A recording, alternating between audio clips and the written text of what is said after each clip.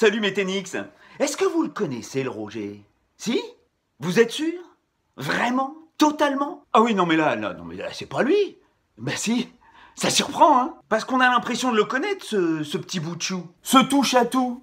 Natation, judo, ping-pong, ski, rugby, basket, football. Il est doué en tout. Le tennis, il commence tôt, très tôt. Tout le monde le montre du doigt. Il gagne tant de médailles et de tournois. Son monde, c'est le tennis. De ramasseur de balles à chasseur d'autographes, à 8 ans, c'est décidé, il va devenir Roger. Histoire déjà de plus avoir la coupe de cheveux de Mireille Mathieu. Mais ça a été compliqué.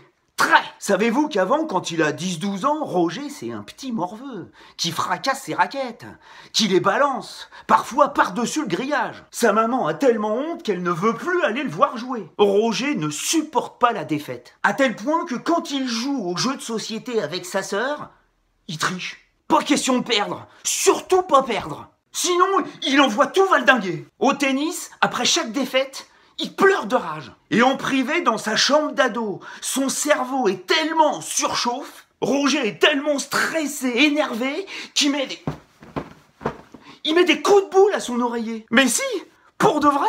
Et ça peut durer longtemps, jusqu'à épuisement. À force, il pense qu'il est cinglé. Mais vraiment, zinzin. Toc toc. En 1999, à 17 ans et demi, il te traîne une sorte de spleen. Il est pas bien dans sa peau. Il pense arrêter le tennis. Mais à la fin de cette année-là, il va gagner son premier titre chez les professionnels, au Challenger de Brest. C'est la seule fois de toute sa carrière qu'après la balle de match, il va se jeter dans les bras de son entraîneur, Peter Carter. Peter Carter, un Australien qui suit Roger depuis ses 10 ans, qu'il a formé, façonné, sculpté, avant de décéder dans un accident de voiture en 2002. Cette disparition tragique va avoir pour résultat d'accélérer le processus de maturité de Roger. Car à ce moment-là, le Suisse est en train de changer. Il a décidé d'arrêter de jouer à l'enfant gâté. Il s'est promis que la raquette qu'il a encore une fois fracassée au tournoi de Hambourg en 2001 serait la dernière. Promesse tenue. Et il a accepté de suivre une psychothérapie qui va durer 3 ans. Ça y est, le cocon libère son papillon. Roger devient Federer. Depuis, ça fait 18 grands chelems.